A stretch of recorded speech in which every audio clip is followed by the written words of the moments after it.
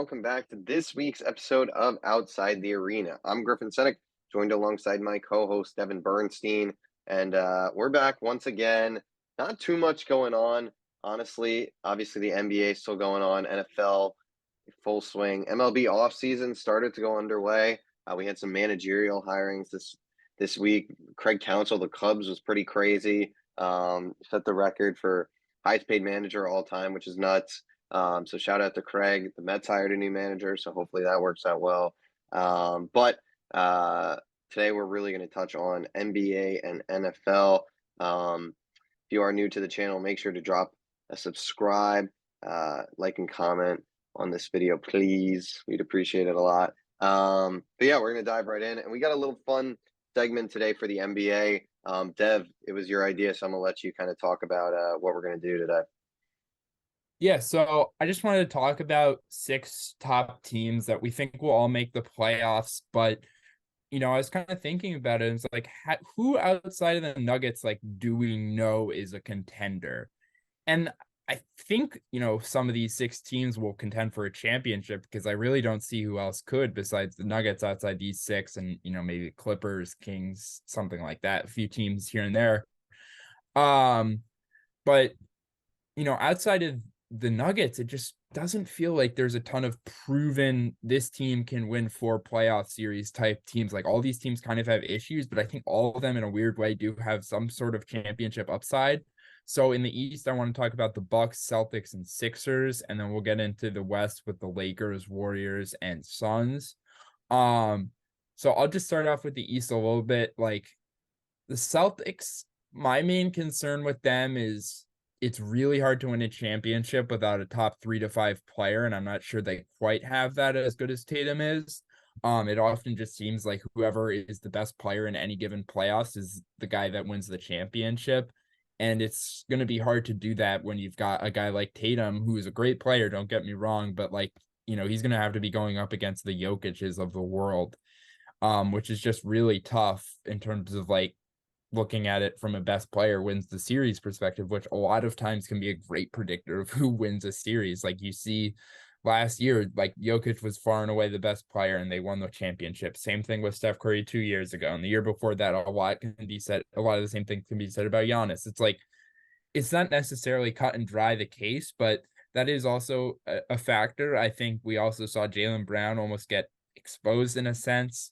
And I'm going to be honest, I really don't believe in the Kristaps Porzingis edition. I think he struggles to stay healthy, and this isn't a guy who's really proven he's like a tough bucket getter. I don't think he gives you quite the scoring or defensive value he gives you in the regular season in the playoffs, and I think the reliance on him as a team, and obviously they should be relying on him. He's one of their top paid players. They traded a lot to go get him. But I just think there's a chance that he kind of fades away in the playoffs, and the whole depth and the multiple stars of the Celtics idea kind of starts to fade away. And then it ends up just being Tatum, and maybe he does have a great playoffs like he's fully capable of doing, but it's just possible this team isn't, quite as well built. So that would be my concerns with them.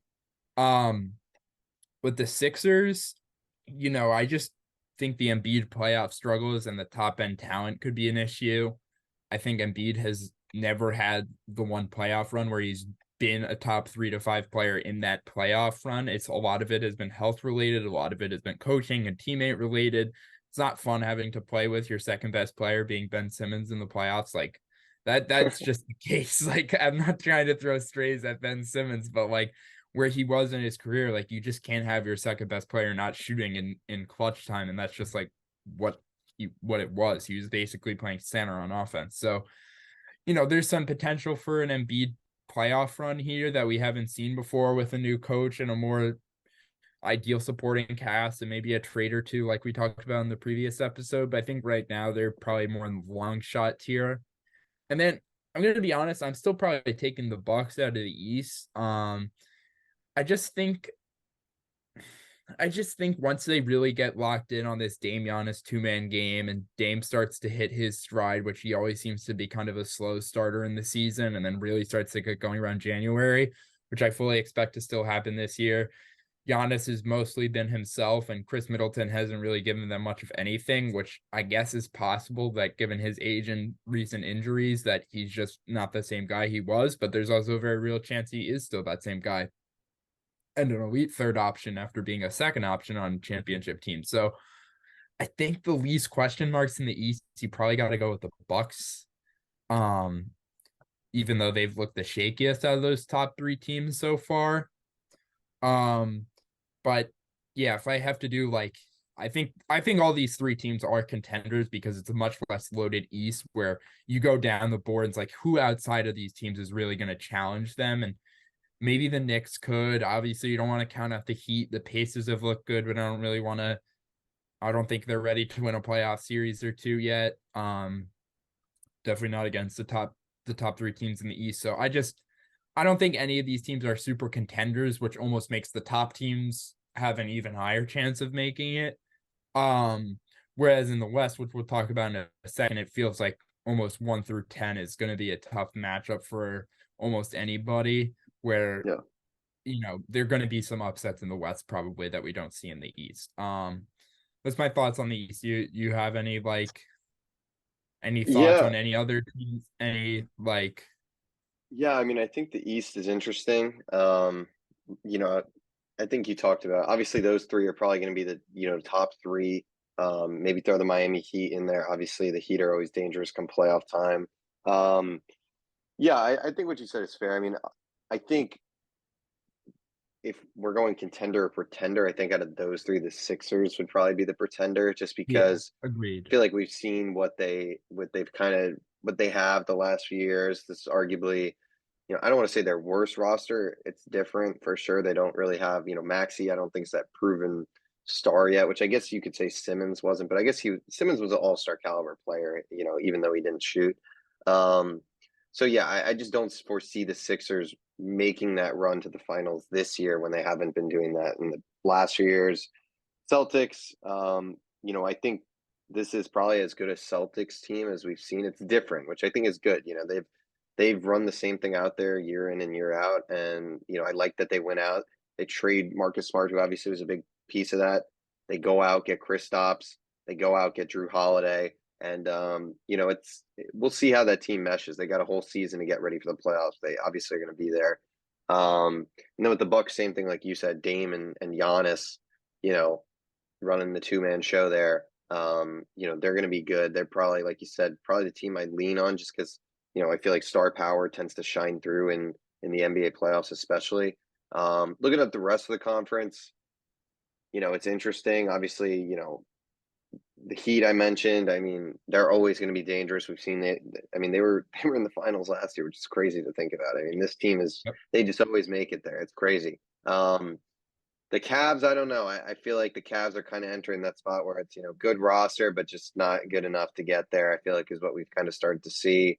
As great as Mobley is, I feel like there's more, I think, I don't know. Maybe I am a not the biggest watcher of basketball these days. I hate to say, but I feel like from what I've heard, Mobley obviously is a stud, but maybe hasn't taken that superstar leap that some people thought he was capable of.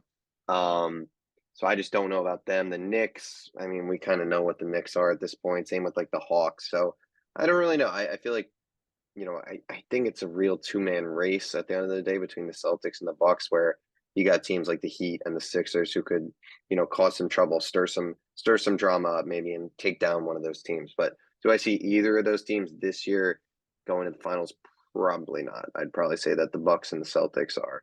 Um, I mean, I feel like that's a pretty consensuous take. Nothing too crazy, but yeah, that's kind of my thoughts. Yeah, no, absolutely. Just quickly on the Cavs, I kind of forgot about them. Like, I think they're a good team, like you said, but they're just almost kind of pigeonholed into playing a certain Yeah, way. You're obviously going to want to have Mitchell, Garland, Mobley, and Allen out there in the important minutes, but then you're both kind of small at the guard spot and lacking a little bit of shooting. And for those other minutes, whether it's the fifth guy or just bench lineups, whatever, you're going to have to play a bunch of other guys. It's like you have a bunch of guys that, you have Strus who's a good shooter, Niang is a good shooter, but you're going to have to be asking them to be guarding the top players on the other teams because Yeah. you have Mitchell and Garland out there who you don't want on the best players on other teams from a fatigue and size and just ability standpoint. Those guys aren't the most talented defenders. So it's like that creates a problem. Do you want Levert out there who's a bit redundant with, Mitchell and Garland? And then do you want like an Okoro, which makes it so that you have three guys that the defense doesn't have to respect from beyond the arc? So it's just like, I don't know what one lineup I can think of that I'm like, this is really going to be dominant, even if Mitchell is playing well and fighting, putting up great stats, which is going to be even harder for him to do just because they don't have the shooting around him. Mobley's a really good player. He's going to be a stud, like you said, but he hasn't taken the leap to the next level to the point where it's like teams have to respect him a ton as a shooter or as a post-up threat. He's really just an okay offensive player and a great defensive player at this point, which is completely okay. Like I said, I think he's still going to be a stud, but as of right now, I just don't know if they have the lineup versatility and depth to get it done, even though I liked most of their moves in a vacuum this offseason. So I think they got better on paper, but I just don't know how much that actually shows up in the playoffs. Moving on to the West, I think it's hard to talk about the Suns because we haven't seen a single game with Beal, Booker, and Durant, which is, I guess, maybe the best thing you can say about this group so far is like, watch out, they might be injured a lot. But I kind of like what they have going where they always have some length out there with KD, and they usually, have one of a Kogi or Bates Diop, who's a good defensive player out there. And then it's just a bunch of guys who know their role and are out there to shoot threes and play defense. And it's like, it's simple, but it's a good formula. I would say the one big concern I have with them has been Nurkic, who I talked about once when this trade first happened, where they acquired Nurkic, where I was like, I don't know, he might get played off the court in the playoffs. And it already seems like they're having to lean into Kevin Durant at center, which is like a complete problem when he's a 34-year-old 7-footer who's already got some injury history. Like, you don't want to be playing him more than 3 or 5 minutes a game at the center position until the playoffs. And then it's like, that also, of course, hurts your defense. But then at the same time, Nurkic hurts your defense. So I don't even know what you do, to be honest. If you're the Suns, they kind of screwed themselves by trading for Nurkic, but they were screwed by having Ayton. So I don't know how to feel, but they're so talented that I think they're going to just start to click at some point and really put together a lot of wins. They're not a team that particularly matters what seed they are. As long as they get into the dance, they're going to have a chance. Well, rhyming. Ooh, Wow. look at that. And then as for the Lakers, I'll say a similar thing about like the win total, where it's like, I don't think this is a team that's going to be pushing for 55 wins, whatever. There's no point to doing that. As long as they get in the playoffs, especially as a top 6 seed, if they can do that and avoid the play, and it's really not going to matter to them. My main thing would be is Austin Reeves has to get more involved. I think he was the guy that it was like, okay, he could have like a 25-5 type season and really take some of the burden off LeBron and AD, especially LeBron, who's about to turn 39. But it's like now gotten to the point where they really can't win a game without LeBron playing like 38 minutes, which is a big issue because it seems like they wanted him to play around 28 minutes a game this year, which I don't even necessarily disagree with at his age. It's just like the difference between what they need him to play and what he needs They're to getting play blown to out stay right now. healthy. Sorry. They're getting blown out right now. Yeah, they're getting blown out by the Rockets. Yep. They got some randos they're running out there. I mean, I guess they're getting blown Colin out, but Castleton. Colin Castleton, Demoy Hodge. Oh my God. Like, what are they? Yes. Oh, Colin Castleton was the Florida kid. Florida Okay. guy, yeah. He So played in Michigan too. I didn't realize. they're also missing like Vanderbilt. Prince has missed time. Hayes has Yeah. missed time. Vincent has been out basically the whole year. And they just got Rui Hachimura back, who'd missed, I think, every game since the first one. So like they're missing like 5 guys that would play 20 minutes or so each. So Yeah. that's another thing where it's like maybe this team does have like elite depth and we just don't know it yet. because it seems like they have a lot of guys who have played well when they've played, but they just haven't played consistently. So that's Yeah. another thing. Um, but I'll be honest, the team I wanted to talk about most was the Warriors. I'm really, really high on the Warriors this year. I think again, it's a very simplified way of looking at things, but I think when your team doesn't have Steph Curry on the court, you got to do everything you can to not be horrible. And there's been 1 year in Steph Curry's career where the team was not a negative with him off the court. And that was in 2017, 2018, when they had arguably the best team of all time and they were barely a positive. So it's been really hard to be good off with Steph Curry off the court in his career. Um, but now you've kind of got Chris Paul running this second unit, and it almost feels like a completely different style of basketball. So it's like they're not really reliant on having a great shooter like Steph on the court. They're able to play more pick and roll, more isolation, more stuff like that. And they do leave that lineup out there for a few too many minutes for my liking. Like in close games, they'll kind of leave it out there for the first like 4 or 5 minutes of the fourth. And it's like, all right, get the starters back in. But you know, at least they've been competent with Steph off the court and they've been able to reduce the minutes for these older guys.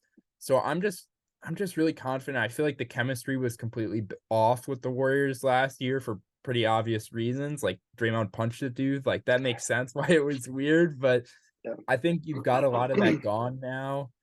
And I mean, Steph's a killer, man. Like he's the only guy I think you could consider for the best offensive player in the league besides Jokic, to be honest. I think his shooting and the playmaking that creates that goes unnoticed on the box score is probably like the most the most valuable thing that no one even realizes is how many assists he creates just by his movement and gravity. Like, it's a pretty token statement to be like, oh, he has a lot of off-ball gravity. But when you think about what it actually means, is it just like it forces the defense to do things that they would never normally do. And there's very few guys, especially centers, who can help off of screens, close out to Steph, and then also, you know, be able to help when Gary Payton back cuts and Draymond finds him, out of nowhere. Like that's how well built this Warriors team is, and I just think they're ready for another run. So I honestly think they might be the biggest threat to the Nuggets.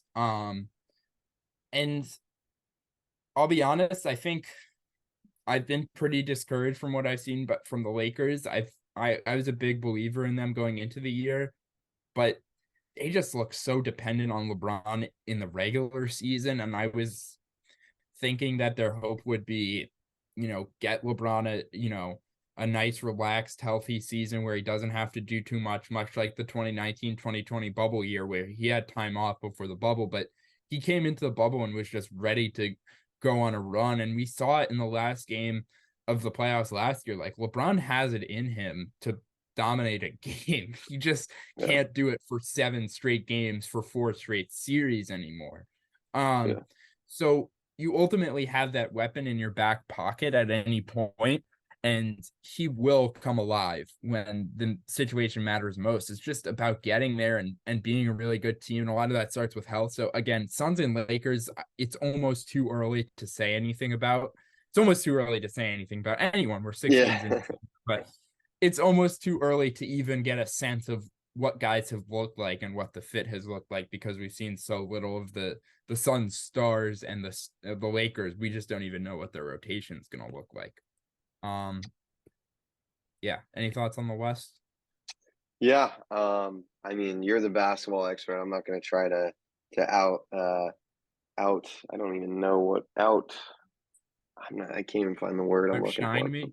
Outshine you. That's a good one. But yeah, you know, the Suns, obviously, you got the big three star power. I think offensively, it's going to be one of the toughest teams to defend, maybe ever. I mean, those three Yeah. guys, it's going to be tough. Obviously, though, like you said, defensively, they're probably going to give up a lot of points. It's not a very good defensive team. So it's going to be interesting to see how that kind of parallel works. With the Lakers, like you said, like they're banged up right now.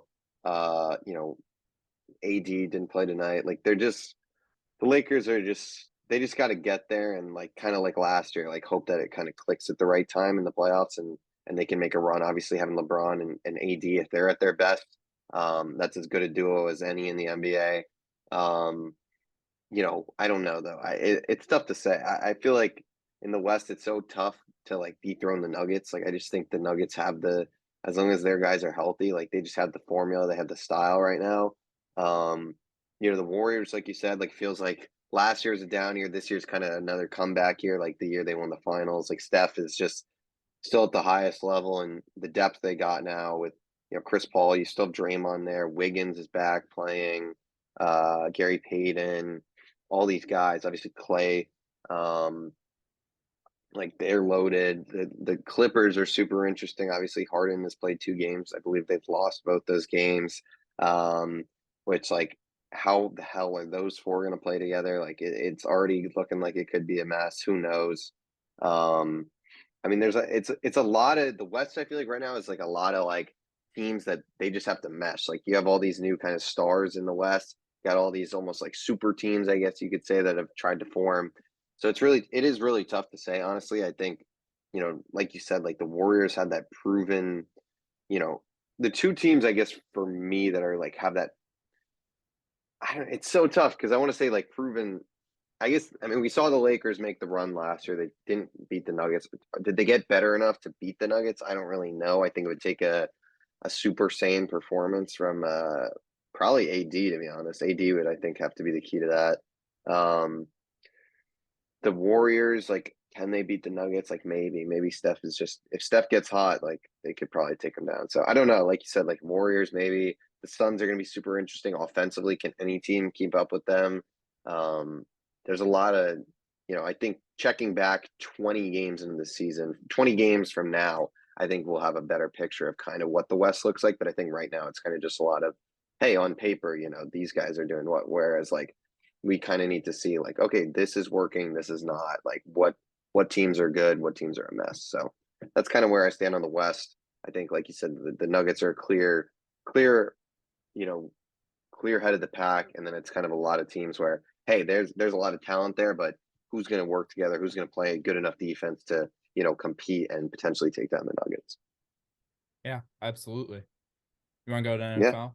yeah, let's do it. So, I mean, last week, like we kind of talked about on the podcast, it was a mix of really good games and then really bad games just on the schedule.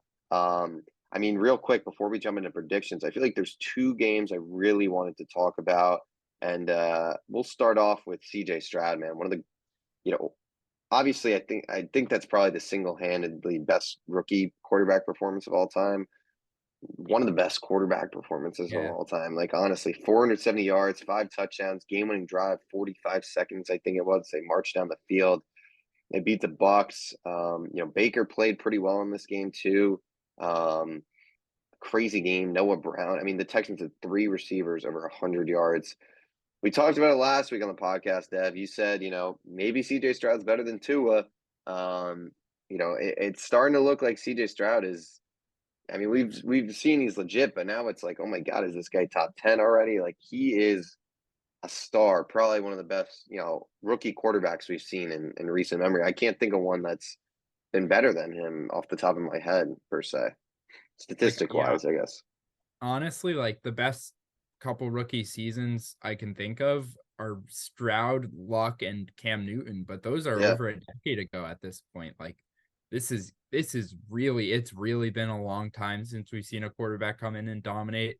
Um and especially not someone who is seen as some generational like bust proof prospect. Like we've seen a Trevor Lawrence come out in the last few years and have his fair share of struggles in his early years.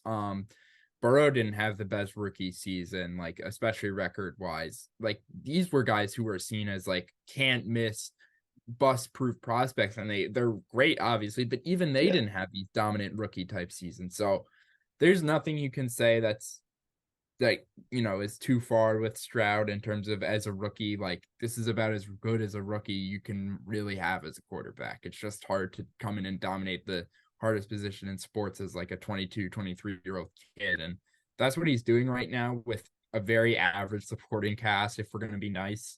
Like Those guys are balling out, hats though. I off. mean, Yeah, they're they're balling balling out. out, but like they can't run the ball, and like it's Noah Brown. Like, what is going I on? think Tank Dell's pretty good. I think Tank Dell Tank can Dell's got play, a and pretty good Collins can future. play.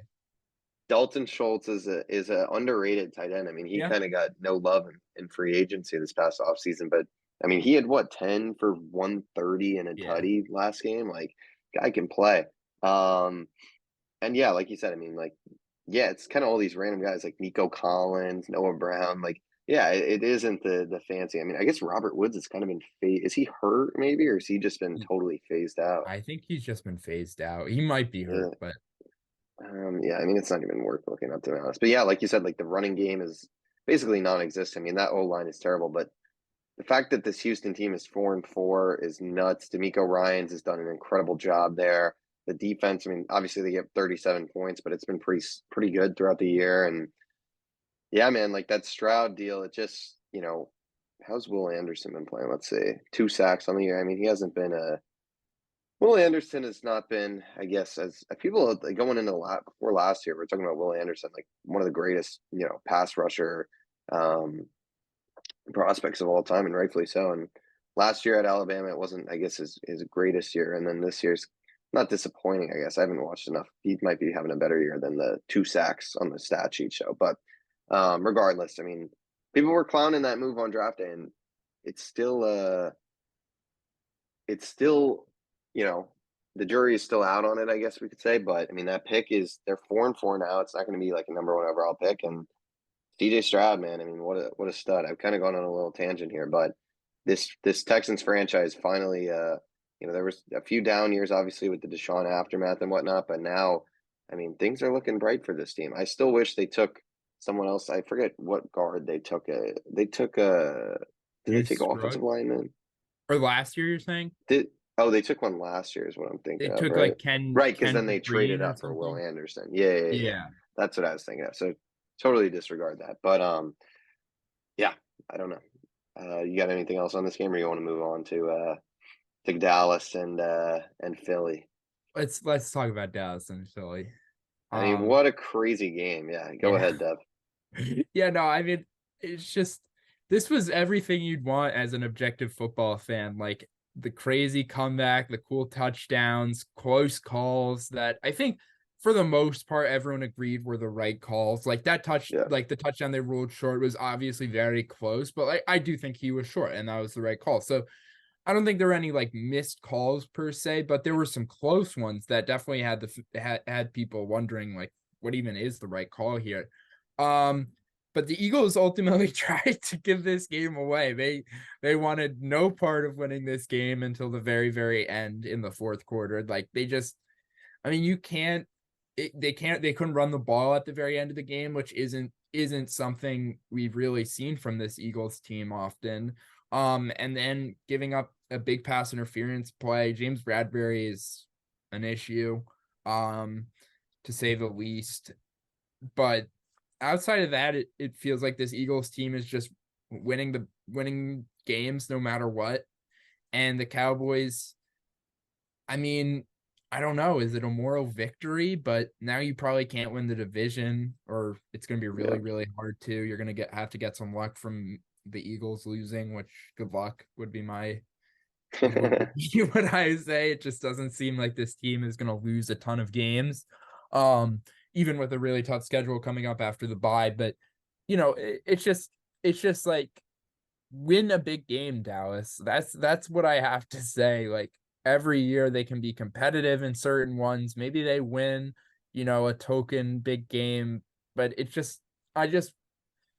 I obviously don't like the Cowboys, so I don't root for them to do well, but I just it's got to be so frustrating. Like they're so talented. They have the potential to be both like one of the better offenses in the league and one of the better defenses in the league, but they just can't play complete games consistently enough.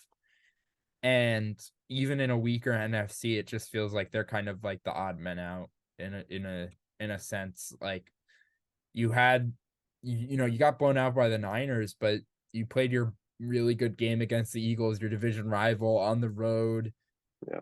Just feels like a game you have to win. Just feels like a game you have to win. That's all I really have to say about that. Yeah, I mean, I think like this game was crazy. I mean, there's a lot of obviously tensions are high in Philly. Cowboys need this game, and you have that final drive. I mean, countless penalties. The Eagles look as sloppy as they have all year. Bradbury goes down, Flay goes down on the drive. You get to the 6 yard line after what was it, a offsides, or it was Yep. offsides. You're at the 6 yard line. You have a false start. Dak takes a big sack, and then you're at like the 23, and you're like chuck it, and then they don't knee it. They throw it up, but just like whatever, I guess. And then it's like final play, and you throw it short at like the 5 yard line. I mean, it's just like I'm not even like you can't blame Dak fully for that, obviously. And Dak actually played really well in this game. So shout out to him because he obviously gets a lot of criticism. Um, but I mean, they had the game in their hands. I mean, the Eagles defense had nothing on that last drive, nothing. They were fouling left and right. It was just fouling. It's the NBA. They were committing penalties left and right. I mean, they walked down the field off the yellow flag basically, and I mean, obviously, I think there was that pass to CD that was pretty big. But oh my God, Dallas should have won this game. Philly, man, this team just wins. I mean, 8-1. It feels like they haven't even played good football for a lot of it. Yeah. Obviously, AJ Brown has been like the big story. I think you got to look at him, and he's been balled out. First game, held under 100 yards in a long time. Still had a touchdown though. Yeah, I mean, this team is just cruising along 8-1, the tush pushing their way to victory. And yeah, like you said, there's no reason to.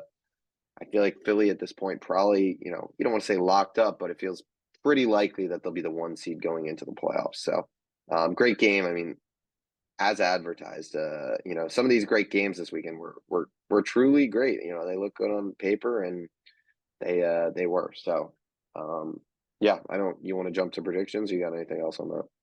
Yeah, no, let's go to predictions. All right. So tomorrow night we are treated to a beauty. Oh my man, Panthers Bears. It's gonna be Tyson Bagent, I believe that's the first name. I botched it last week. Tyson Bagent versus Bryce Bryce Young. Young. Um, oh my God. I mean, this is a game where it's just like you might not like you just maybe you throw it on if you're really bored, but it's like it's just ugly. I mean, I don't even have much to say. How do you even pick a winner in this one? It's tough. Who do you think? Do we go with a tie? Like a Zero tie zero. just feels like the Iowa perfect Northwestern outcome. style. Sorry. No, I said Iowa Northwestern style. They Oh yeah. were tied at the half. Yeah, no, yeah, it might be 0-0. I think I'll go with the Panthers, I guess, for a prediction. I just think they have like slightly more juice probably on both sides of the ball. Montez Sweat will probably be like playing more this week, so I guess that's what I'll be like paying attention to the most. I really like the angle they do on Prime. Like you can do like the alternate angle and you can see all 22 dudes. So I Oh, like to really? get I like to get my nerd on every Thursday and watch some like offensive linemen or defensive linemen I've been thinking about lately. So I'll probably come back next week with some more thoughts on Montez Sweat. But outside of that, I mean, I love doing this podcast, but I don't love talking about this game. I don't like this isn't one that I have a ton of strong thoughts or opinions on, but I'll go with the Panthers, I guess. Yeah. Yeah, I mean, you bring in the Montez Sweat trade what a weird. I mean, they extend him this week, 4 years, 98 million, but a guy who really hasn't, had all the success in the world. I mean, he's a solid NFL player, but paying him all that money, traded like what's going to be an early second round pick. I mean, they did it again. And it just feels like what are the Bears doing, man? I don't know. Ryan Poles, you got to feel like he's kind of on the hot seat a little bit in Chicago. I mean, he hasn't really done a great job, but regardless, yeah, I'm gonna pick the Panthers. I feel like Tyson Bagent was fun for the 1 week, and now it's like, okay, this guy's not an NFL quarterback. Like, time for Justin to come on back. Bryce Young, not obviously, I think for him, it's tough comparing him, with CJ Stroud right now because everyone's, has the feeling of, oh, Stroud, he's been better than him, much better. Bryce Young has won one game, whatever. But, there's still a second half of the season. Hopefully Bryce Young can improve. I will pick the Panthers. I forget if I said that already, but um, I think Adam Thielen's had kind of a big year.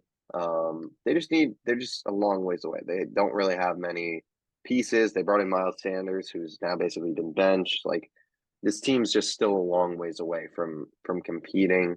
Um, you got to wonder if Frank Reich, kind of gets fired quickly there. Um, you know, I don't know. It's going to be interesting to see, but yeah, I'll go with the Panthers. I think just Tyson Bagent was not very good. Yeah, Moving absolutely. along. Yeah, sorry. Go ahead. Yeah, no, Colts Patriots. Oof, another fun Germany. one in Germany. Germany.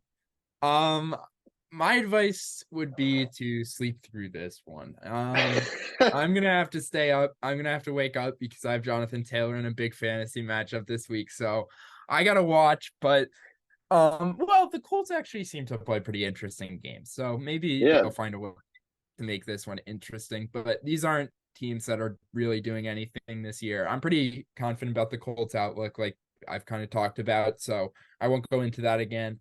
I pick the Patriots every week and they lose. I just think that they're like slightly better than the other bad teams, and then they're not. So the Patriots are really bad. They just don't have anything really good about them on either side of the ball. Like I thought their line would be good. I thought their run game would be good. That's not the case. I thought Judon and Witherspoon. No, oh my God, I'm doing it again. Gonzalez. Gonzalez. Yeah.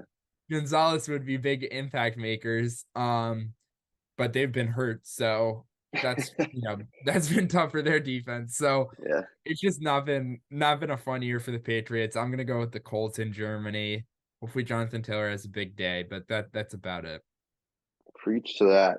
Yeah, it's actually funny. I was looking, I forget what fantasy league it was, but Patriots D was available. They were projected like 7 points, and I was like kind of in need for defense. I was like, oh, like Pats D, like how are they on waivers right now? And I'm like, oh yeah, the Patriots suck this year. I go click on it. It's like they're giving up 30 points a game. I mean, this team sucks. I mean, we've known Mac Jones, like what the deal is at this point for years. I mean, this is third year now.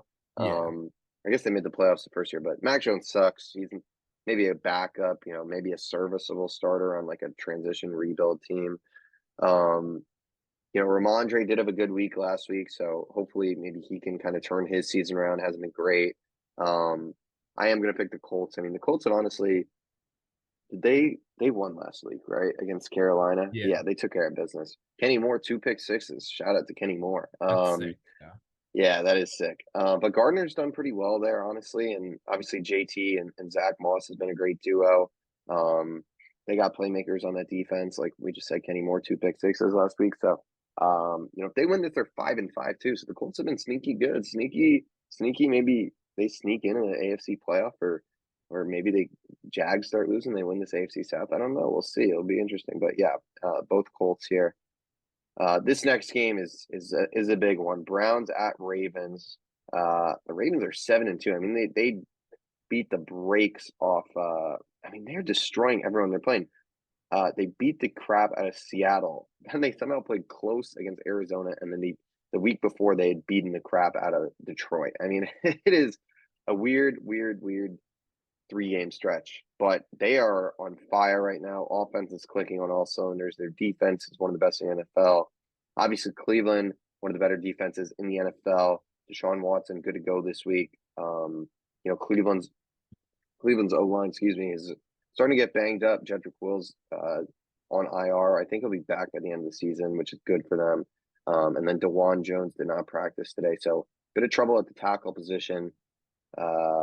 What are your thoughts on this one? Obviously, a huge game for both these teams, really.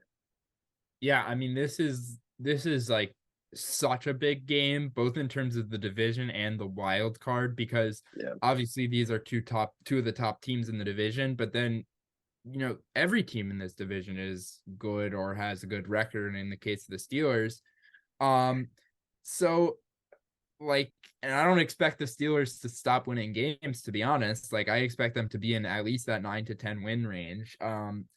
So every team here is going to be competing for a playoff spot. So every divisional game matters a ton more than it already mattered. So this is going to feel like a playoff game. I just feel like the Browns are going to win for some reason. Wow. I Oh think the boy. Ravens have, like you said, like a great stretch of football, but then also a weirdly like, is this a little concerning? Like, why aren't you blowing out the Cardinals quite as badly? But then they Um, blew out the real team, so it's like yeah. So yeah, I don't even they just blew out the Lions and who they even play last week? Why am I forgetting? Seattle. Seattle, yeah, two good teams. So that's weird. Lamar does seem to own the NFC teams for some reason. I think he's like 20-2 or something against NFC teams. But yeah, I just think this Browns defense is gonna maybe be able to give the Ravens offense a tough day. As good as this Ravens defense has been, I think there's gotta be some type of regression to the mean at some point. And I don't even want there to be because their defense has been so fun to watch, but Yeah. I just don't think this has the talent of like one of the best defenses of all time. But maybe I'm wrong. Maybe I'm not seeing things correctly, but I think they have like a pretty talented defense, maybe like the eighth most talented defense in the league, and they're performing like by far the best. So maybe Coach Mack is just a freaking genius, and he should definitely get some head coaching looks. That's the last thing I have to say about the Ravens. Yeah. Both these D coordinators, I mean, you got to think might start getting looked at a little bit. I'm going to go with the Ravens in this one. As much as I want to pick the Browns, I can't. I just feel like, Deshaun last week is pretty solid. I feel like he'll probably struggle a bit this week. I mean, we just haven't seen that like textbook performance against an elite team, I feel like, from him since he's been with the Browns. Um, I think both these defenses are really, really good. I don't think the Ravens are going to put up 35 on Cleveland. I mean, Cleveland just pitched a shutout. I mean, obviously it was Clayton Tune, but one of the easiest, shutouts wins of all time, I feel like you could say. Um, so obviously this defense is talented. I think Lamar, though, poses and has always kind of posed a tough challenge for the Browns. They haven't really beaten him much, um, if at all. I mean, they've probably beaten him once or twice, but um, it's a huge game. I think they'll just be able to get it done. I think, Odell revenge game. I mean, who knows? Has he? I don't know. He's probably not played them since I he don't got think traded. so. Yeah, Oh probably no, not. they played already. Oh, they did. Yeah, because Did they? remember Dorian Thompson Robinson started, I think against the Ravens. Oh, okay. I totally forgot that. So yeah, um, no, they did. Oh yeah, 28-3 Ravens. Yeah. So I guess yeah, the Baltimore has put up 28 points against Cleveland. Obviously, Cleveland will be better offensively than they were that game. Um, but this is a huge week for Deshaun just in general. Like if he goes out and balls out and gets his team the dub, you got to start kind of, is he back? I don't know. I don't think he'll ever be back, but is he a solid quarterback that could maybe lead this team, to some playoff wins? This is the type of week that shows that in Baltimore. So that's all I got. I don't think he'll get it done. I think it'll be the Ravens, though. Yeah, just one thing quickly. Yep. Will he ever be back? No, but can he be someone like Dak? Maybe. Yeah. Like, like seriously, like if he could just be good, like this team He could has be Super Bowl Dak. potential. Yeah. Yeah, no, like I think this team has Super Bowl potential. Um, yeah, as long as he's not like a disaster. So, like you said, probably not back, but it could if just any sign of positivity, just positive quarterback play could be such a big thing for this Browns team. They're so loaded. Yeah. Um, yeah. Moving on. Packers Steelers is a former Super Bowl matchup. Yeah, Yeah. this is a bit of a disgusting matchup. The Packers, I mean, we can talk about bad. They did win last week against the Rams and Brett Rippon, but they still find a way to make it look ugly every week. Their offense is inept. It seems like Aaron Jones is like now exists in the offense, which Yeah.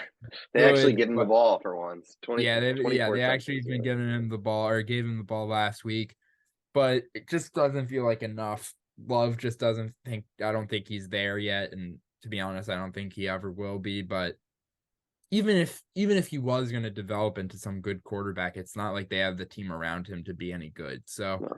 this will certainly be a game that the Steelers keep way too close for most of the game and then pull out with some theatrics in the end.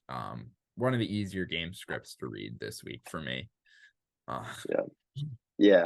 I'm gonna go with the Steelers too. I think this is, like you said, like there's not really much to talk about. Like Jordan Love isn't good. Kenny Pickett does have a little clutch gene in him. I got to give him credit. Like Kenny Pickett can, he's led a lot of fourth quarter, touchdown drives, game winning drives. So credit to him. Um, Najee Harris has started to play a little bit better too. Warren's been good, so they've been able to run the ball, which has been good. So yeah, I think the Steelers win this game at home too. Like, yeah, Jordan Love ain't going into Pittsburgh and coming out with a W. So enough said on that one. Moving along. This is actually a pretty good game. 49ers at Jaguars. Both these teams coming off the bye. Jacksonville 6-2, San Fran 5-3. First time we'll see Chase Young as a 49er, which is exciting. I saw something that defensive coordinator Steve Wilkes will be on the sideline for this one. So the classic when things aren't going right, let's bring the coordinator Let's bring down. him That'll fix down. everything. That'll fix everything. Yeah, that's some stupid shit. But regardless, what do you think about this one? Yeah, no, I'm really excited for this matchup.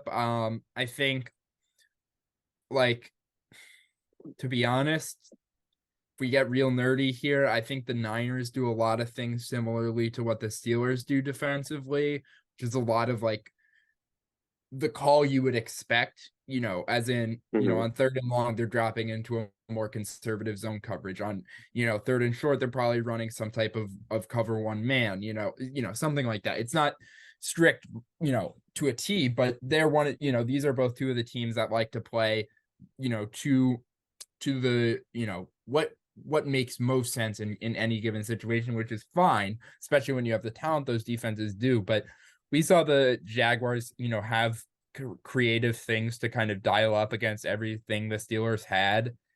And I just think this is a good matchup for the Jaguars, man. I think Lawrence is primed for a big day.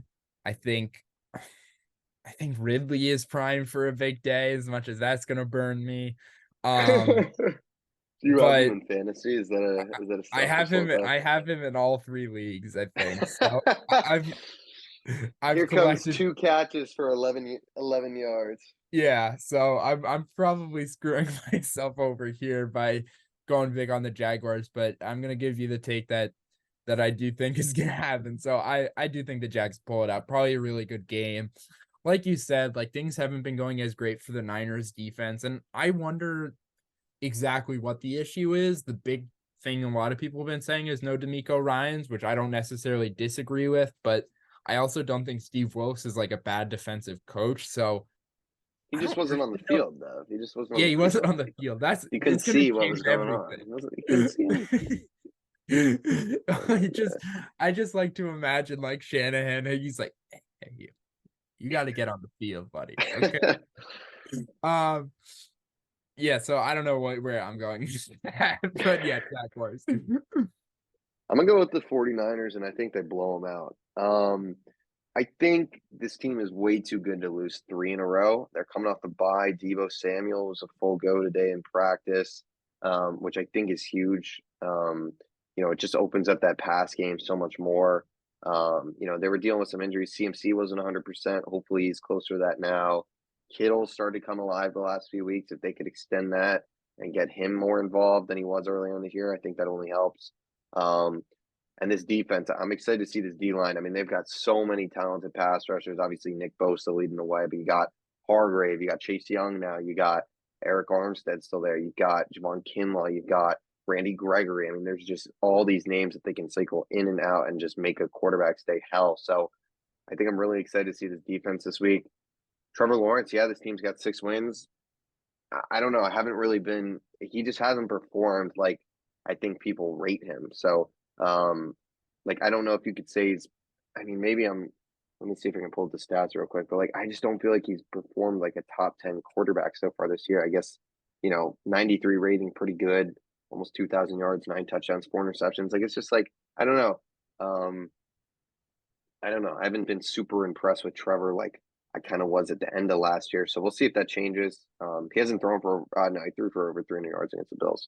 But maybe I'm just a Trevor Lawrence hater. I don't know. But I am going to No, go with the I Niners. don't I think think so. they're I think that's very fair. okay. Okay.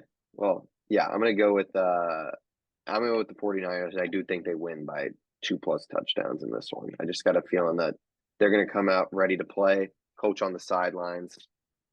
Come on now. Yeah, I mean, that's all it is. That's all it is. Um, Bit of a mid off here. We've got Saints Vikings.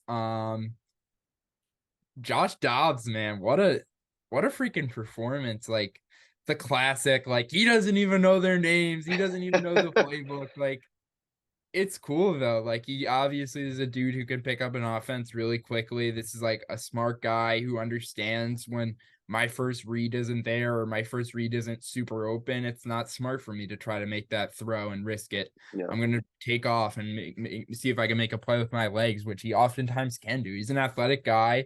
He has a reasonably good arm. He's not the least accurate quarterback in the league. Like he's got a really good situation around him once Jefferson gets back. I see no reason why this team can't compete for that seventh spot in the NFC. And the Saints have looked quite a bit better.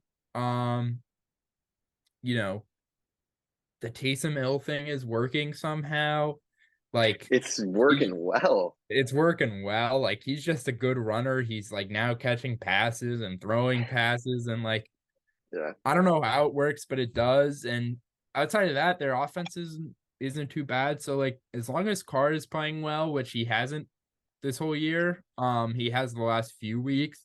So as long as he can continue at this level or close to it, I think the Saints win the NFC South, which isn't saying much. So I'm gonna go Vikings here. Um, I think the Vikings are just a better team. They just have more talent. I think the Saints are average on both sides of the ball, and the Vikings are average on defense and just have a little bit. Oh, well, Jefferson might not even be playing this week. So I don't know how I feel about this one. I'm going back and forth. I'll stay with the Vikings, but this is definitely one of my less confident picks.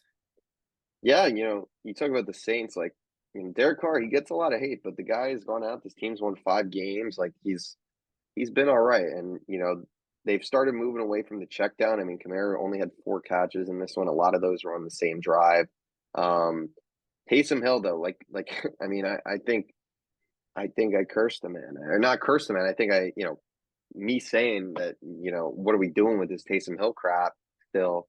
Um, now he got 15 touches in this game. I mean, and threw for a touchdown, ran for a touchdown. I mean, this guy, no, I think he caught a touchdown and threw a touchdown. I mean, this guy's insane. Yeah. Like he is a true weapon. Once you get inside that 5 yard line, it's like, okay, well, like they're not even like they signed Jamal Williams to kind of be that role, but they're like, nah, it's just Taysom Hill. Taysom. It's Just actually Taysom. pretty crazy. Like literally, Jamal Williams was like brought in, had like 18 touchdowns last year, and that guy's not even getting used. Taysom Hill's just the man, the myth, the legend. So yeah, the Saints are playing really good, and I'm kind of feeling them now. So I'm going to pick them in this game. I don't know, the Vikings. They got good mojo. Josh Dobbs. I like what I saw. I mean, he's really been able to play. I saw a little Bleacher Report alert came across my phone that he's going to get paid like a second tier type quarterback or something like that this offseason, which we'll see. I don't know who's going to go out and shell out 20, 30 mil for Josh Dobbs. I think that'd be a little crazy, but um, God bless the man if he gets that. But yeah, I think the Saints defense is probably the best unit in this game. And I think offensively, they're playing at a pace and a rate right now where they got a lot of talent. Chris Olave's been playing well. The Taysom Hill stuff's working. Like I see no reason why they can't go out and put 25 points up on the Vikings and no Jettis. I think the Saints defense can figure it out and give a tough day. So I'm gonna go with the Saints here. 6-4 feels a little crazy for this team, but hey man, they're not a bad football team. I know we give them a lot of shit, and are they gonna win the Super Bowl? No, but they got some serious talent on this team. I don't know. The Taysom Hill stuff has made me a believer. I think I don't know. I got him in all my fantasy leagues. So at this point, it's I mean, he's a cheat code, man. He's a cheat code. Yeah. I don't know. I Yeah, don't know. no, that's a weird world we live in where Taysom Hill is like a starting fantasy tight end, like for real. No, Um, 100. I mean, he got 15 touches this week and like Rose touch. It's crazy, and he's only projected like 8 points. Still, and all the people rank him as tight end 11, and I'm just like, what are we doing here? But whatever. Um, moving along, Texans at Bengals. This is a fun one. The Bengals coming off a big win against the Bills. I mean, the Bengals are back at the end of the day. This team is I think you mentioned it last week. You don't foresee this team losing much the rest of the way. Um, and it just feels that way for sure. I mean, Joe Burrow has owned Josh Allen. He's basically owned Patrick Mahomes outside the playoffs last year. This guy's just a winner. Jamar Chase did hurt his back, didn't practice today. So, maybe that's something to monitor. But I don't know. I mean, CJ Stroud, Joe Burrow, kind of an Ohio State quarterback matchup. I know Ohio State fans like to claim Joe Burrow, even though I'm not sure how many snaps he even took there. But so yeah, battle of the Buckeyes in Cincinnati. What do we think? I think Bengals, like I said, like they're back. Everything just feels right. It seems like every week it seems like the few weeks were an outlier more than the reality. And I think it's just time to accept that the Bengals are a really good team that seems to start seasons slow. I wonder if this continues. Like honestly, like I wonder if like are they just gonna be a good team for the next 10 years but lose in week one every year? Like, is that just gonna be their thing? Or I think that'd be cool, but um besides that, this defense is kicking into shape. Both their young corners, Cam Taylor-Britt and DJ Turner, have been really good, which is a good sign for their secondary, along with Chidobe Awuzie. Obviously, not having Eli Apple there anymore is like, or at least not relying upon an Eli Apple anymore is something that you can look on as a positive. And they're really well coached on both sides of the ball. I feel like Zach Taylor got a lot of crap, and now he's a coach that no one really talks about, but he actually seems to have a good system on offense. He seems to know how to get the best out of his players, and he seems to be able to motivate the guys. And he also has a great defensive coordinator who's able to almost single-handedly win them games. Sometimes it feels like with his sort of mastermind defensive scheme. So like I said, I'm really high on the Bengals. I'm really high on the Texans too, who we touched on. Like not this year necessarily, but going forward, Yeah, I think this can be a really good team. And we kind of made fun of them for trading their first round pick, or I did, or I forget exactly what it was, but I think if you asked us our consensus on trading away their first round pick, to get another player in last year's draft, I think we would have both said it was a pretty risky move, but it's certainly paying out for them. I wonder if it's something we see more where teams are just like, we're just gonna go get our guys no matter how much it costs. Like if you're really certain a guy's gonna be a stud for you, like yeah. yeah, I'm in. But that being said, I am going with the Bengals. What about you? Yeah, I'm gonna go Bengals here. I don't think, CJ Stroud, he balled out. I think this will actually be a pretty good game offensively. I think both these teams will kind of ball out. Um, so yeah, but I think the Bengals are just better right now. If Jamar's out, maybe it gets interesting. T. Higgins had a big week last week though, so maybe he's starting to look more like himself. Obviously, the first, I guess we're on week 10 now. The first 8 weeks of the season were very rough for him. He only really had that game against the Ravens where he played well. So hopefully he gets it going.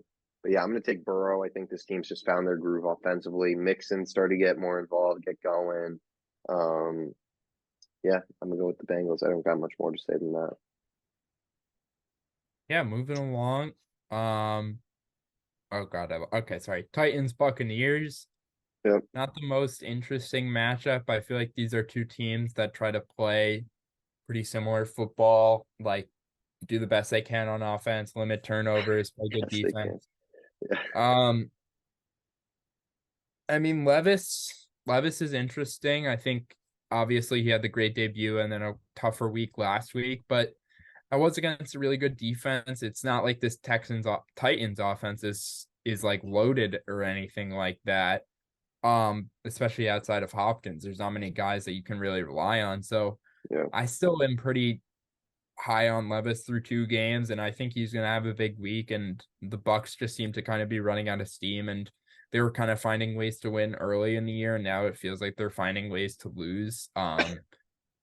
And that's a big thing for teams. Like you lose a couple close games in a row and you just feel like you can't do anything right. And you win a few right, close games like the Eagles have and start to build on that momentum, even if you aren't necessarily playing your best football yet. So I think that's a big thing, and I just think this is a Bucks team going in the wrong direction. So I'm gonna go with the Titans. I'm going with the Bucks. Despite what you say, I thought they played pretty well last week, especially That's true. offensively. I mean, I know they scored, 37 points. Baker had that drive. Obviously, the defense didn't play well, but I think CJ Stroud was going to dice up almost any defense out there. Um, like you said though, they're trending downwards for sure. I mean, they started out I think 3-1. They might have lost four in a row now at I this think they point. might have Maybe been I'm wrong. 3-0 3-0. I mean, yeah, they've either or lost 2-0 like four maybe. or I five in a can't row, remember. something like that. Yeah. Regardless, I mean, this is a team that's not playing well, and it's honestly not even Baker's fault. Baker's been pretty solid for them this year. Um, it's just tough sailing. But I do think they rebound this week. I mean, the Titans. Will Levis, I agree. Like, I'm happy they're finally going with him. You got to, give a shout out to Tannehill. He did great things there.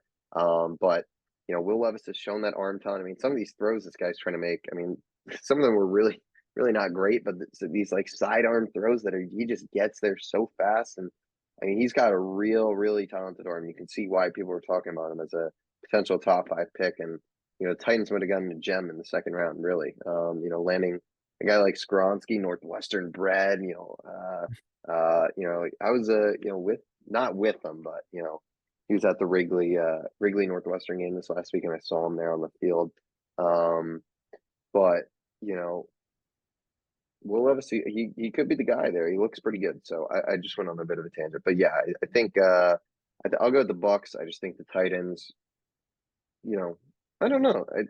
It's gonna be a low scoring game. I don't know. The more I think about it, I'm kind of like Titans got a pretty good defense. I don't know, but I'll go with the Bucks. I think this offense has been playing really well. So, yeah, moving along. Lions at Chargers. It's a fun one. Lions coming off the bye. Seems like David Montgomery is back, so it'll be interesting to see how that split is with Jahmyr Gibbs. Now that Gibbs really balled out those 2 weeks when Montgomery was out. Chargers, a big win against the Jets on prime time. Eckler had two tutties. Seems like he's kind of finding the end zone again, which is good to see. Um, it's a Chargers team that's 4-4, so they really need this game. Lions, 6-2, trying to really, with a win here, it feels like playoffs are an afterthought. They'll be there for sure. So, what do you think? I think this is going to be a good game, but I think the Chargers don't match up well with the Lions in terms of how they want to play defensively. Um, and obviously they're not the best defensive team, but when you look at what they want to do, they want to play softer zone coverage. They want to kind of make the offense take the easy stuff and slowly get their way down the field. But if you look at the Lions, that's exactly how they want to play. They Goff is really good at making the right decision, no matter if it's a big play or a medium play or even a small play. Sometimes he just takes 3 yards or a smart incompletion where a sack would maybe happen to some quarterbacks. Like, those are the big plays that you don't really notice, or big differences, at least, not necessarily big plays. But I just think this is a Lions team that's going to be able to kind of kill them to death with 1,000 paper cuts sort of thing, like a lot of 4 or 5 yard runs, 8 yard passes to Amon Ra. And I don't know if the Chargers offense can quite keep up. They obviously had a really tough week last week against the Jets offensively, and I expect them to be much better than that, especially because this Jets defense is so talented. Even though the Lions defense is good, they're not quite as good as the Jets defense. But yeah, I'm going with the Chargers. Nope, Lions here. I can't do anything right speaking wise today. Um, but yeah, what about you? I'll go with the Lions too. Yeah, I think they're just a really, coming off the bye, they'll hopefully be fresh. I mean, Aiden Hutchinson has been a freak. This Chargers defense played really well. Maybe that's just the Jets O line being terrible and Zach Wilson holding onto the ball real long, but they played well last week. Obviously that wide receiver room for the Chargers is pretty banged up at this point. Mike Will goes down for the year. I think Jalen Palmer's out right now, or Josh Palmer or Josh Jalen Palmer. Palmer. Josh Palmer, yeah, I think he's out right now. So a little banged up there. So I just think the Lions are just so good defensively. They play, just tough nosed football. Laporta has been great, and like you said, like Amon Ra has been really, for a Chargers secondary that's not amazing. I think Amon Ra will give them trouble, but like you said, it feels like they can just kind of pound their way through this one and probably find a way to win. So I'll go with the Lions. Yeah, I don't really got much more to say than that. Yeah, moving on. Falcons Cardinals. I think we got the return of Kyler here Yeah. and Heinicke's starting. So I guess in a weird world, this is one of the better quarterback matchups of the week because of I think I saw that like there's like 9 rookies starting this week or something like that. Is that Let's no, see. that can't be right. Bryce Young, Tyson Bagent, uh, Stroud, Levis. Stroud, Levis, um, That uh, can't be right. Yeah. Tommy Okay. DeVito, maybe. Oh yeah, DeVito's a rookie. I guess like Aiden I don't know. O'Connell. Aiden O'Connell. So So that's only that's 6. like 7. Yeah, so That's never what mind. do you I say? It maybe was not. 9. Yeah, Yeah, no, that no, can't I be don't think right. it's 9. Yeah, but anyway, there are a decent amount of rookies starting. But besides that, I'm not super excited for this matchup, to be honest. What are your thoughts? Yeah, I'm gonna go with the Falcons. I mean, I think the Cardinals suck. But I guess Kyler's back, so it gets interesting, I guess. But I don't know. Kyler first game back, like what are the odds this guy goes crazy? Probably not too high. Um, the Falcons, man. I mean, it's just like, what are they doing? Like, this franchise sucks. I mean, I like Arthur Smith, but like you might have to fire the guy. Like this guy is Yeah, just tanking your draft picks. Like you draft Kyle Pitts. I mean, we say it every episode. Kyle Pitts, Drake London, and now you got to throw Bijan's not even getting used. I mean, it's like I get Tyler Algier is like a solid running back, a good player, but it's like when you invest a top 10 pick in a running back, you gotta freaking use him. I mean, Bijan, as talented as he is, called, considered one of the greatest running back prospects in the last, decade, 20, 30 years. I mean, as good as we've ever seen almost. And it's like they're not even using him. Bijan's got like one rushing touchdown on the year, something like that, if that. I mean, Bijan's not even getting in the end zone. It's just frustrating to watch all three of these. I mean, Drake London's probably been the most successful relatively out of the three of them so far. I mean, I guess Bijan's a rookie, but that's they're just crazy. not Yeah, they're just not getting the ball to these guys. So Arthur Smith, I mean, I don't know, man. I like the guy, but might be time to go. Just like I don't know. The offensive philosophy is just not working. So regardless, I will go with the Falcons. I think they're still better. Heineke, I mean, I don't think he did this team. Who did they play last week? I totally forget. They lost to the Vikings, right? So like Heineke, wasn't necessarily the problem. John Smith, man, this guy when their top two receivers are John Smith and Cordero Hodge, man. Like, I mean, I'm done talking about the Falcons. I'll pick them to win, but I just it's frustrating. yeah. No, I'm gonna go with the Falcons too, but they're frustrating to watch. Maybe I guess once Kyler gets healthy, which and gets back in the flow of things, which probably won't be this week, like you said. Maybe this offense could be a little interesting, but that's about it. Yeah, Yeah, one of the more boring matchups of the week. yeah. I don't think anyone will be begging for this to come across the red zone screen. This next one, I mean, this is we don't even. Let's talk about the Giants. Just the state of this franchise. We're both going to pick the Cowboys. Obviously, this is probably going to be a blowout. I'd be shocked if Dallas doesn't have a pick six in this one. I'd probably. I mean, I feel like the money for that should be like minus 330. Honestly, like Yeah. feels like a lock almost. Um, I guess it's going to be Tommy DeVito or maybe Matt Barkley. Or I know they brought in Jacob Eason. I mean, it's like so. Let's talk. Danny Dimes tears the ACL. Do you think it's the last we've seen of him as the Giants starting quarterback? And just like, where do you think this franchise kind of goes from here at this point? Yeah, I think this is kind of a cop out answer, but I really do think it depends on where that draft pick ends up. And if it ends up in the top 2, I think they take a quarterback, and maybe Daniel Jones is on the team next year, but he's not the quarterback. Maybe he's the backup, or if some world he's $40 winning week million one. back. Yeah, I know, but they can get out of the contract after next year. So I don't Yeah. think this actually necessarily is like some disaster like it really could have been or arguably should have been when they signed that contract. But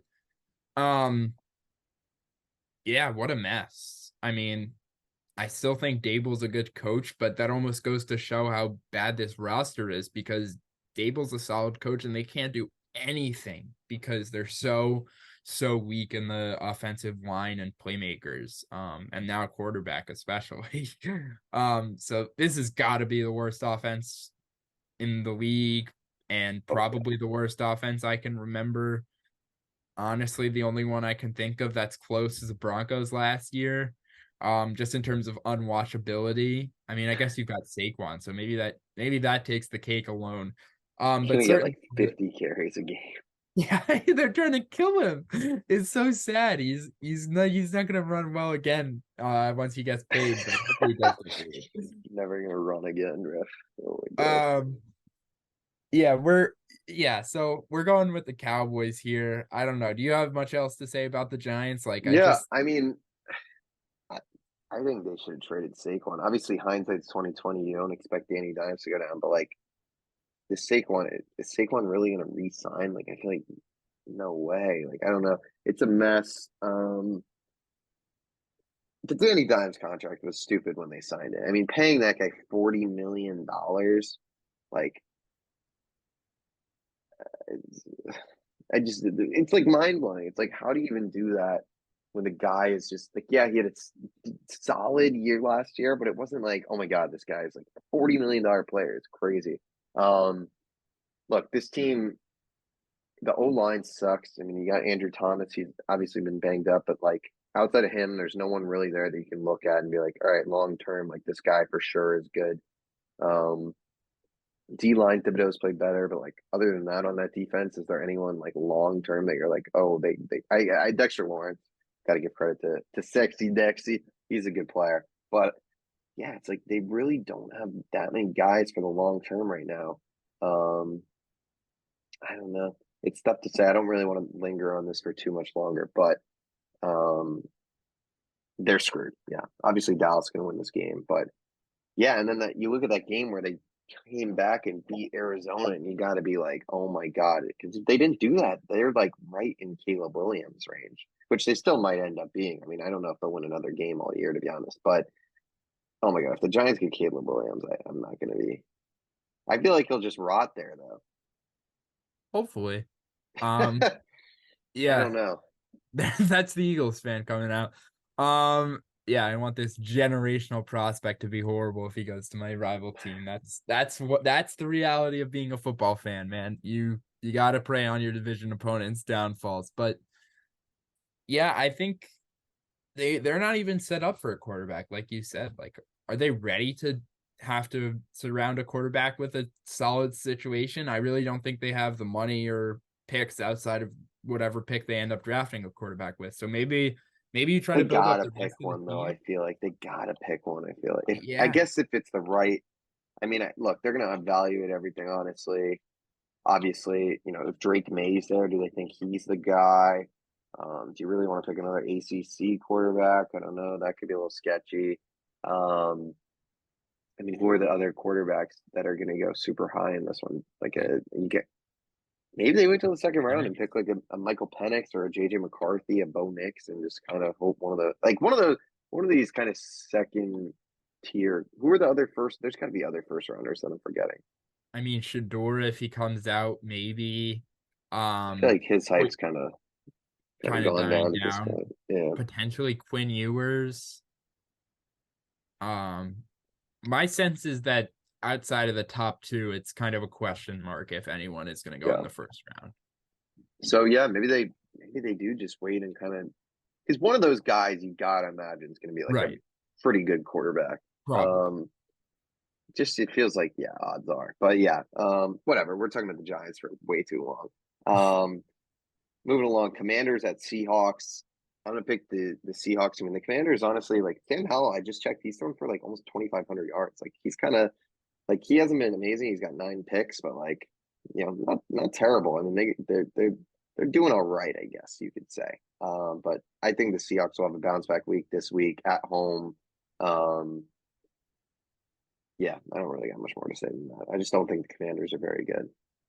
Yeah, they've certainly shown like fight and all that, and like Howell's shown some encouraging signs, but they traded away the few good pieces they had on defense, so they're not going to be able to stop anyone for the rest of the year, I don't think. And um, their offense probably isn't going to be able to put up like 38 points every week, which they're going to need to win, which they have almost been doing the last few weeks. But like Yeah, we saw against the Eagles, they just couldn't quite keep up. And now that they have even less talent on defense, I just don't see it happening. such a weird season for them. I mean, they've I guess the teams they beat aren't very good, like the Cardinals, Broncos, Falcons, and Pats, but they lost to the Bears, they lost to the Giants. I mean, it's just a weird team for sure. Yeah. Um, Sunday Night Football, Zach Wilson versus Aiden O'Connell. The Raiders, man, smoking the victory cigars after the win against the Giants. I mean, the culture there seems amazing now. It's crazy what firing like two coaches can do for you. Antonio Pierce seems like, I mean, he's kind of taken after the Dan Campbell a little bit, where he just gets you fired up, ready to run through a brick wall, and maybe that's kind of what we're going to start seeing from some of these coaches. I don't know. I feel like the prototype has been set a little bit with Dan Campbell, but I feel like Robert Saleh is kind of a little similar to that. Like a defensive, I guess Campbell was offense, but these guys that just get you fired up, ready to play. Big Even win for them. Sirianni a little bit. Yeah, Sirianni too. I mean, he's a little less of a physical presence, I guess you could say, than the other three. A little more of but yeah, he Sirianni gets you fired up. I mean, there's a lot of good coaches right now in the NFL, but yes, absolutely. I think there's kind of a pivot to some of these more animated coaches, which is great. It's an interesting game. Jets really need this one. This defense should play well against this Raiders offense, Aiden O'Connell, but I don't know. What do you think? Yeah, I think this is going to be just a tough start for Aiden O'Connell. I think teams always seem to play well with their first game as an interim coach, but then it kind of seems to fade away, and the team seems to remember that they fired their coach for a reason. Um, and what, like, I mean that in the sense of like this team isn't a Super Bowl team. This team isn't a playoff team. So I just think, yeah, I think it's a tough day for Aiden O'Connell. I think Jets defense dominates this one. Could be close still because of how inept the Jets offense can be. Max Crosby is a freaking beast. Yeah. I say that every week and I'm gonna keep saying it. Um, that's about it though. I'll go with the Jets. It's a big week for them. Zach did not look good last week. I feel like, we've gone on this Zach Wilson roller coaster where it's been okay, he got the win, to okay, this guy's not good, to get this guy off the team immediately, to oh, okay, maybe there's something there, to oh yeah, probably not. And now we're back at pretty much close to another bad week, and it is right back where we were right before the Chiefs game, where it's this guy sucks, worst quarterback in the NFL, get him off the team. So it's a huge week for him. I mean, this is I don't want to say he'll get benched because I don't know if they'll bench him, but like probably should get benched if he has a bad week this week against a bad Raiders defense. Max Crosby, like you said, probably gonna go for like 4 sacks in this one. Um, but yeah, I will pick the Jets. I think their defense is just got to get it done. But the Raiders do have playmakers on this offense. I mean, Jacobs, Adams, and Jacoby Myers are really good players. So if Aiden O'Connell finds a way to get the ball to those guys, could be a tough day for the Jets. But I do think they'll pull it out. I think their defense has proven that they're good enough, and this offense just needs to score, get the ball to Brees Hall, get the ball to Garrett Wilson. Um, they need another piece on that offensive side. I mean, Lazard has not been good. Randall Cobb's now a healthy scratch. Tight ends are pretty average. Like they just don't really. They needed they need to trade for Devontae Adams in the I was offseason. I about to think that's say, yeah. yeah. I think that it's been rumored a lot, but I don't know. We shall see. Um, I mean, this last game sucks. Broncos at Bills. I'm gonna pick the Bills, and the Bills have man 5-4. They're not even in the playoffs right now. Only win in the last four. Only win in the last five was to the Bucks. After that Dolphins game, man, it was I don't want to say I'm a Bills hater, but I just the media makes me like hate the Bills because they just shove as soon as they have one big win. It's like, oh my God, Buffalo is the greatest team of all time. They're going to the Super Bowl, and it's like, calm down. And now they've lost like 4 or 5. So the Bills narrative has died. This team is, I feel like, kind of what we expected, like a team that probably makes the playoffs, but probably not good enough to win the Super Bowl. I don't know. I think they'll win this game, but I don't know. Your thoughts on the Bills and the way they've played recently? Yeah, you really hit the nail on the head. Like, just to reiterate what you said, it just always feels like whatever. It's just people overreact a ton in the NFL, but even more so with the Bills. Like, Yeah. they had one big win early in the year, and other than that, hadn't looked that great up to that point, and since that point, haven't looked great, like you said. So there's no reason to believe this is a great team just because they have great flashes. Mhm. They get away from the running game anytime they go down. Like they gave up a first possession touchdown to the Bengals and decided, all right, we can't run the ball the entire game, and they've forgotten that Josh Allen is one of the best running quarterbacks in the league. He kind of only runs on scrambles now, which is a little bit stupid. Yeah, I'm picking the Bills, but like, I don't, I'm not, even as much as I've been, okay, maybe, Josh Allen goes on a great run at any given point, you could win 4 straight games. Even that is starting to get hard for me to see as even a possibility. Like, I don't know. It's just not looking good. They did run into a really good Bengals team, but the 4 games before that weren't great. Even the win against the Bucks wasn't great. So I don't know. Stock down for the Bills, even though they probably win this one because the Broncos really suck. So Yeah, I agree with what you're saying. I just totally forgot, but Von Miller this year, 5 games, the guy only has one tackle, I believe, on the season, which is wild. I mean, he is obviously a big injury for a guy who's 34, but it seems like probably near the end of the road for Mr. Miller on a Hall of Fame career, but um, yeah, just not. I mean, I think he's on a didn't he sign a 6 for 120, something yeah, crazy, wild, wild, wild. I mean, I think he is like retiring after this year or next year, but yeah. um, yeah, man, Buffalo. We'll see what happens with them. Obviously, um, I don't know. You got anything else you want to touch on? Not really. I mean, I don't know. I'm excited for a couple of these games this weekend. We do have like 3 of the 4 best teams on bye, so Yeah, that's not super fun, but should be another fun week of football. And yeah, that's about it. yeah, and obviously college football starting to get closer and closer to the playoff.